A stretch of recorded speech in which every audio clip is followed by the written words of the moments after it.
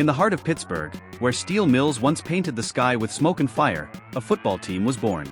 A team that carried the grit of its city, the toughness of its people, and a destiny that would turn despair into dominance. This is the story of how the Pittsburgh Steelers built a dynasty. The journey didn't begin with glory. For decades, the Steelers were an afterthought in the NFL, a franchise haunted by losing seasons, defined by frustration. Founded in 1933, they wandered for nearly 40 years in search of an identity, scraping through the league without purpose. But every dynasty begins with struggle. And in the shadows of defeat, the seeds of greatness were quietly being planted. The turning point came in 1969, when the Steelers made two choices that changed their future forever.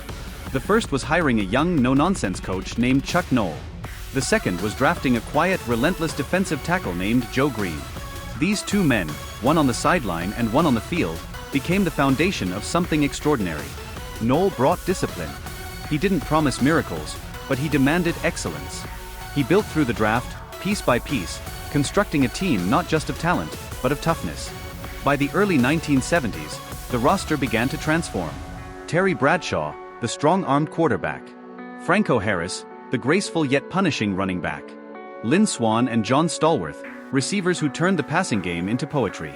And on defense, a unit that would terrify offenses for a generation, the Steel Curtain. The Steel Curtain wasn't just a nickname. It was a wall of fury: Joe Green, L.C. Greenwood, Dwight White, and Ernie Holmes. They crushed quarterbacks, suffocated running backs, and embodied the soul of Pittsburgh. In those days, football was won in the trenches, and no one controlled the trenches like the Steelers.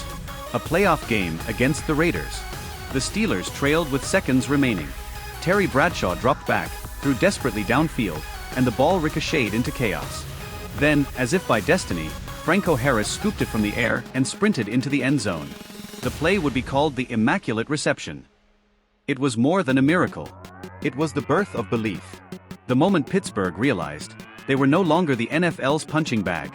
From that day forward, the Steelers were unstoppable. Between 1974 and 1979, Pittsburgh captured 4 Super Bowl titles. No team had ever done it before. The Steelers became the standard of greatness, their dynasty built not just on skill, but on unity. Chuck Noll demanded that every player, no matter how famous, serve the team first. That culture, selfless, hard-edged, unshakable, was their true weapon. The 1970s belonged to the Steelers. Bradshaw firing deep to Swann, who made acrobatic catches that seemed impossible. Harris pounding the ball between the tackles, grinding defenses into exhaustion. The Steel Curtain choking every opponent who dared to stand in their way. They weren't just champions. They were legends. But dynasties are not eternal. By the 1980s, age caught up with Pittsburgh. Their heroes retired, their dominance faded, and the NFL changed around them.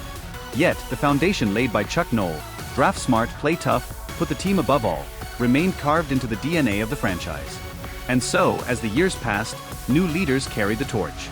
Bill Cowher took over as head coach in 1992, his jaw set with fire and determination. Under his watch, the Steelers returned to their identity: defense first, toughness always. Names like Jerome Bettis, the bus pounded through defenders, while defenses led by Greg Lloyd, Kevin Green, and later, Troy Polamalu brought back echoes of the Steel Curtain.